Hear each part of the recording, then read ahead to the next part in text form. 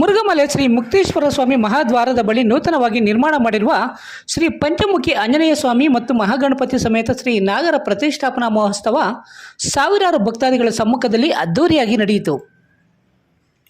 ಚಿಂತಾಮಣಿ ತಾಲೂಕು ಮುರುಘಮಲೆ ಎಗುಕೋಟೆ ರಸ್ತೆ ಶ್ರೀ ಮುಕ್ತೇಶ್ವರ ಸ್ವಾಮಿ ದೇವಾಲಯದ ಮಹಾದ್ವಾರದ ಬಳಿ ನೂತನವಾಗಿ ನಿರ್ಮಾಣ ಮಾಡಿರುವ ಶ್ರೀ ಪಂಚಮುಖಿ ಆಂಜನೇಯ ಸ್ವಾಮಿ ಮತ್ತು ಮಹಾಗಣಪತಿ ಸಮೇತ ಶ್ರೀ ನಾಗರ ಪ್ರತಿಷ್ಠಾಪನಾ ಮಹೋತ್ಸವ ಕಾರ್ಯಕ್ರಮದ ಅಂಗವಾಗಿ ಶ್ರೀ ಪಂಚಮುಖಿ ಆಂಜನೇಯ ಸ್ವಾಮಿ, ಮಹಾಗಣಪತಿ ಹಾಗೂ ನಾಗರ ಕಲ್ಲುಗಳಿಗೆ ಬೆಳಗ್ಗೆಯಿಂದಲೇ ವಿಶೇಷ ಪೂಜೆ, ಅಭಿಷೇಕ, ಹೋಮ, ಹವನ, ಮಹಾಮಂಗಳಾರತಿ, ತೀರ್ಥ ಪ್ರಸಾದ ವಿನಿಯೋಗ ಸೇರಿದಂತೆ ಹಲವಾರು ರೀತಿಯ ಧಾರ್ಮಿಕ ಪೂಜಾ ಕಾರ್ಯಕ್ರಮಗಳು ಅದ್ದೂರಿಯಾಗಿ ನಡೆದವು. ಈ ಪೂಜಾ ಕಾರ್ಯಕ್ರಮದಲ್ಲಿ ಗುಡಾರ್ಲಹಳ್ಳಿ ಹಾಗೂ ಸುತ್ತಮುತ್ತಲ ಗ್ರಾಮಗಳ ಸಾವಿರಾರು ಭಕ್ತಾದಿಗಳು ಪಾಲ್ಗೊಂಡು ದೇವರ ಕೃಪೆಗೆ ಪಾತ್ರರಾದರು. ಬೆಂಗಳೂರು ಶಂಕರಾಜ್ ಚಾರಿಟಬಲ್ ಟ್ರಸ್ಟ್ನ ಶ್ರೀಮತಿ ಲಕ್ಷ್ಮೀಕಾಂತಮ್ಮ, ಶ್ರೀ ಬಿ.ಆರ್. ಶಂಕರ್ ಕುಟುಂಬದವರು ದೇವರ ವಿಗ್ರಹ ಪ್ರಾಣ ಪ್ರತಿಷ್ಠಾಪನೆ ನೆರವೇರಿಸಿದರೆ, ಗಂಡ್ರಗಾರಹಳ್ಳಿ ಗ್ರಾಮದ ಶ್ರೀಮತಿ ರಾಜಮ್ಮ, ಶಿವಮ್ಮ, ಶ್ರೀರಾಮರೆಡ್ಡಿ ಮಕ್ಕಳು ಶ್ರೀಮತಿ ಗೌತಮಿ, ಶ್ರೀ ಶಂಕರರೆಡ್ಡಿರವರು ನಾಗ ಪ್ರತಿಷ್ಠಾಪನೆ ನೆರವೇರಿಸಿದರು. ಗುಡಾರ್ಲಹಳ್ಳಿ ಗ್ರಾಮದ ಶ್ರೀಮತಿ ಈರಮ್ಮ, ಶ್ರೀ ಯಾಮಣ್ಣನವರ ಪುತ್ರ ಶ್ರೀಮತಿ ತುಳಸಮ್ಮ, ಶ್ರೀ ವೆಂಕಟರೆಡ್ಡಿರವರು ದೇವಾಲಯದ ಉಸ್ತುವಾರಿಯನ್ನು ವಹಿಸಿದ್ದರು.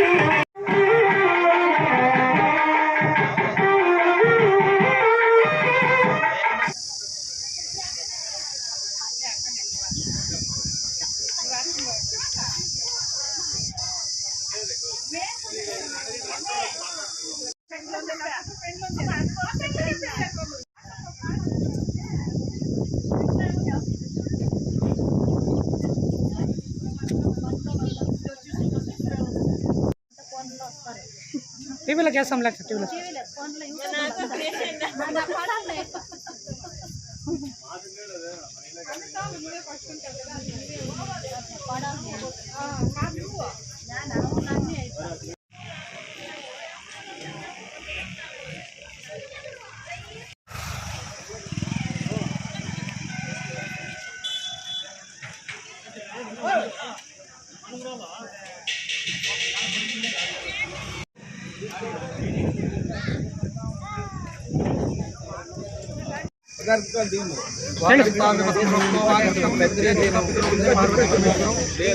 मनोजवं महारुद्रवेगं जितेन्द्रियं बुद्धिमतां वृषं सहस्रात्मजं महानवयोगं श्रीरामदूतं शिरसो नमः।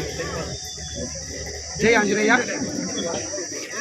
ಈ ವಿಶೇಷವಾದಂತಹ ಈ ದಿನ ಹನುಮ ಜಯಂತಿ ಮಹೋತ್ಸವವಾಗಿ ಎಷ್ಟೋ ವರ್ಷಗಳಿಂದ ಸಂಕಲ್ಪ ಪೂರ್ವಕವಾಗಿ ಒಂದು ವಿಶೇಷ ಸಂಕಲ್ಪವನ್ನು ಮಾಡಿರ್ತಕ್ಕಂಥ ಇಲ್ಲಿ ನಮ್ಮ ಈ ಒಂದು ಪಂಚಮುಖಿ ಆಂಜನೇಯ ಸ್ವಾಮಿ ಹಾಗೂ ಮಹಾಗಣಪತಿ ಹಾಗೂ ವಲ್ಲಿದೇವ ಸನ್ನಿಧಿಯ ಸುಬ್ರಹ್ಮಣ್ಯೇಶ್ವರ ಸ್ವಾಮಿ ನಾಗಪ್ರತಿಷ್ಠಾಪನಾ ಮಹೋತ್ಸವದ ಸೇವಾಕರ್ತರಾಗಿರ್ತಕ್ಕಂತಹ ಕಾರ್ಯಕರ್ತರು ಹಾಗೂ ಪ್ರತಿಷ್ಠಾಪನಾ ಸೇವಾಕರ್ತರು, ಈ ಒಂದು ಪ್ರತಿಷ್ಠಾಪನೆ ಹಾಗೂ ಈ ದೇವಸ್ಥಾನ ಹೊಸದಾಗಿ ಪ್ರಾರಂಭೋತ್ಸವ ಮಾಡಿರ್ತಕ್ಕಂತಹ ಈ ಒಂದು ಭಕ್ತಾದಿಗಳೆಲ್ಲರೂ ಕೂಡ ಇಲ್ಲಿ ಬಹಳ ವರ್ಷಗಳಿಂದ ಸಂಕಲ್ಪವನ್ನು ಮಾಡಿ, ಕಳೆದ ಒಂದು 5 ವರ್ಷಗಳಿಂದ ವಿಶೇಷ ಸಂಕಲ್ಪವನ್ನು ಮಾಡಿ ಈ ದೇವಸ್ಥಾನವನ್ನು ಎಲ್ಲ ಗ್ರಾಮಸ್ಥರ ಸಹಕಾರದಿಂದ ವೆಂಕಟರೆಡ್ಡಿಯವರು ಇದನ್ನು ನಿರ್ಮಾಣ ಮಾಡಿದ್ದಾರೆ. ದೇವಸ್ಥಾನವನ್ನು ಅದು ಬಹಳ ವಿಶೇಷ. ಕಾರಣ, ಒಂದು ದೇವಸ್ಥಾನವನ್ನು ನಿರ್ಮಾಣ ಮಾಡೋದು ಅಂದರೆ ಅದು ತುಂಬ ವಿಶೇಷವಾದಂಥ ವಿಷಯ, ಆಷಾಮಾಷ ವಿಷಯ ಅಲ್ಲ, ತುಂಬ ಬಹಳ ಕಷ್ಟ ಇದೆ. ಇಲ್ಲಿ ನಿಜವಾದಂಥ ಆಂಜನೇಯ ಸ್ವಾಮಿ ಇದ್ದಾನೆ ಅಂತ ಹೇಳ್ಬೋದು. ಯಾಕೆ ಅಂತಂದರೆ ಇಲ್ಲೊಂದು ಚಿಕ್ಕ ಗುಡಿನ ಇಟ್ಕೊಂಡು ವೆಂಕಟರೆಡ್ಡಿಯವರು ಭಾಳ ವರ್ಷಗಳಿಂದ ದೇವರ ಸೇವೆ ಮಾಡ್ತಾ ಅದು ದೈವಜ್ಞಾನವನ್ನೇ ಹೊಂದಿ ಆ ಭಗವಂತನಲ್ಲಿ ಲೀನನಾಗಿ ವಿಶೇಷವಾಗಿ ಆ ಭಗವಂತನ ಒಂದು ಜ್ಞಾನವನ್ನು ಪಡೆದು ಇಲ್ಲೇ ಇದ್ದು ಆ ದೇವರ ಸೇವೆಯನ್ನು ಮಾಡ್ತಾ ಇದ್ದಾರೆ. ಹಾಗಾಗಿ ಅದಲ್ಲದೆ ಈ ಒಂದು ಸ್ಥಳದಲ್ಲಿ ವಿಶೇಷವಾದಂಥ ಶಕ್ತಿ ಕೂಡ ಇದೆ ಅಂತ ಎಲ್ಲರ ನಂಬಿಕೆ. ಅಂಥ ವಿಶೇಷವಾದ ಶಕ್ತಿ ನಂಬಿಕೆ, ಆ ಶಕ್ತಿಯಿಂದಲೇ ಇಷ್ಟು ದೊಡ್ಡ ದೇವಸ್ಥಾನ ಇಲ್ಲಿ ಉದ್ಭವ ಆಗಿದೆ, ಅಂದರೆ ನಿರ್ಮಾಣ ಆಗಿದೆ.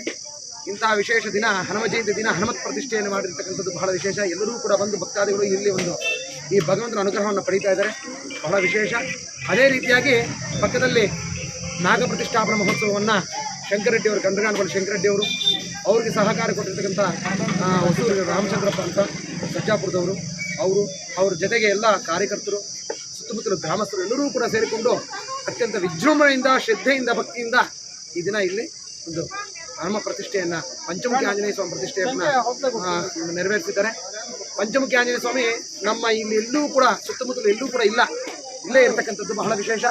ಭಕ್ತಾದಿಗಳೆಲ್ಲರೂ ಕೂಡ ಈ ಪಂಚಮುಖಿ ಆಂಜನೇಯ ಸ್ವಾಮಿ ಅನುಗ್ರಹವನ್ನು ಪಡೆದು ಆ ಭಗವಂತನ ಅನುಗ್ರಹದಿಂದ ಸಕಲ ಅಷ್ಟೈಶ್ವರ್ಯವನ್ನು ಪಡೆಯಬೇಕೆಂದು ಪ್ರಾರ್ಥನೆ. ಹೇಳಿ ಸರ್. ಇದು ಚಲಮಕೋಟೆ ಇದಕ್ಕೆ ಸೇರುತ್ತೆ ದೇವಸ್ಥಾನ. ಇದು ಭಾರತ ಧ್ವಜ ಕ್ಷೇತ್ರ ಅಂತ ಹೇಳ್ಬಿಟ್ಟು ಮೇಲ್ಗಡೆ ಇದೆಲ್ಲ ಅದೇ ಇದಕ್ಕೆ ಬರುತ್ತೆ. ಮತ್ತು ಇಲ್ಲಿ ಮೊದಲಿಗೆ ಏನೂ ಇರಲಿಲ್ಲ, ಇದು ಯಾವುದೇ ಒಂಥರದ ಆಂಜನೇಯ ಸ್ವಾಮಿ ಪ್ರತಿಷ್ಠಾಪನೆ ಮಾಡಬೇಕಂತಕ್ಕಂಥ ಒಂದು ಇದು ಇರಲಿಲ್ಲ, ಯಾರಿಗೂ ಅದು ಐಡಿಯಾನೂ ಬಂದಿರಲಿಲ್ಲ. ಇಲ್ಲಿ ರಾತ್ರಿ ಹೊತ್ತು ಬಂದಾಗ ಇಲ್ಲಿ ಟರ್ನಿಂಗ್ ಇದೆ, ಆ ಟರ್ನಿಂಗಲ್ಲಿ ಜಾಸ್ತಿ ಆಕ್ಸಿಡೆಂಟ್ಗಳಾಗ್ತಾ ಇತ್ತು, ವಿಪರೀತ ಆಕ್ಸಿಡೆಂಟ್. ಯಾವಾಗ ನೋಡಿದ್ರು ಬಿದ್ದೋಗೋರಲ್ಲಿ. ಮತ್ತು ಬಸ್ ಒಂದು ದಿವಸ RT ಬಸ್ ಬೆಂಗಳೂರಿಂದ ಬಂದ ಬಸ್ ಕೂಡ ಇಲ್ಲಿ ಬಿದ್ದೋಗಿತ್ತು, ಇದರಲ್ಲೇ ಕೆಳಗಡೆ ಬಿದ್ದೋಗಿತ್ತು. 2 ಬಸ್ಸು ಆಕ್ಸಿಡೆಂಟ್ ಆಯಿತು. ಈಗ ಆಕ್ಸಿಡೆಂಟ್ಗಳಾಗ್ತಾ ಇದ್ದರೆ ಸರಣಿಯಾಗಿ ಯಾವಾಗಲೂ ಆಗ್ತಾನೆ ಇತ್ತು, ವರ್ಷಕ್ಕೆ ಸುಮಾರು ಆಕ್ಸಿಡೆಂಟ್ಗಳಾಗೋದು. ಆವಾಗ ಇಲ್ಲಿ ಇದೇ ಗುಡಾರ್ಲಲ್ಲಿ ನರಸಿಂಹರೆಡ್ಡಿ ಅಂತ ಹೇಳ್ಬಿಟ್ಟು ಒಬ್ಬರು ಇದ್ದರು, ಅವರು ತೋಟ ಈ ಕಡೆ ಇದೆ. ಅವರು ಒಂದು ಇಲ್ಲಿ ಯಾವಾಗೂ ಆಕ್ಸಿಡೆಂಟ್ಗಳಾಗ್ತಾ ಇದೆ ಅಂತ ಹೇಳ್ಬಿಟ್ಟು ಒಂದು ಬಂಡೆ ತಂದು ದೊಡ್ಡದಾಗಿರೋದು, ಅದಕ್ಕೆ ಇಲ್ಲೇ ಒಂದು ದೊಡ್ಡ ಮರ ಇತ್ತು, ಇಲ್ಲೇ ಅದನ್ನು ಇದು ಮಾಡಿ ಫಸ್ಟು ಇಲ್ಲೇ ಇದ್ದಿದ್ದು. ಇದು ಮಾಡಿ ಅದಕ್ಕೆ ಒಂದು ಆಂಜನೇಯ ಸ್ವಾಮಿ ಒಂದು ಸ್ಟ್ಯಾಚ್ಯೂ ಬರೆಸ್ಬಿಟ್ಟು ಅಲ್ಲಿ ಒಂದು ಮರದಲ್ಲಿ ಒಂದು ಲೈಟ್ ಹಾಕಿ, ಮತ್ತು ಫಸ್ಟು ವರ್ಷ ನಾವು ಒಂದು ರಾಮಕೋಟಿ ಕೂಡ ಮಾಡಿದ್ವಿ. ರಾಮಕೋಟಿ ಮಾಡಿ ಅದಕ್ಕೆ ಒಂದು ಇದು ಮಾಡಿದ್ವಿ. ಮತ್ತು ಯಾವಾಗೂ ಈ ಥರ ಇದು ಬಂದಾಗ ಪೂಜೆ ಮಾಡ್ತಾಯಿದ್ವಿ, ಪೂಜೆ ಆಗ್ತಾಯಿದ್ವಿ. ಹನುಮ ಜಯಂತಿ ಇದ್ದಾಗ ಪೂಜೆಗಳು ಮಾಡ್ತಾಯಿದ್ವು. ಮತ್ತು ರಾಮಕೋಟಿ 2-3 ಸಲ ರಾಮಕೋಟಿಗಳು ಆಯಿತು. ಈ ಥರ ನಡೀತಾ ಮತ್ತು ಇದೇ ಗುಡಾರ್ಲಬಲ್ಲಿ ಗ್ರಾಮದ ವೆಂಕಟರೆಡ್ಡಿ ಅಂತಕ್ಕಂಥವರು ಗುಡಾರ್ಲಬಲ್ಲಿ ಹೋಗಿದ್ದು.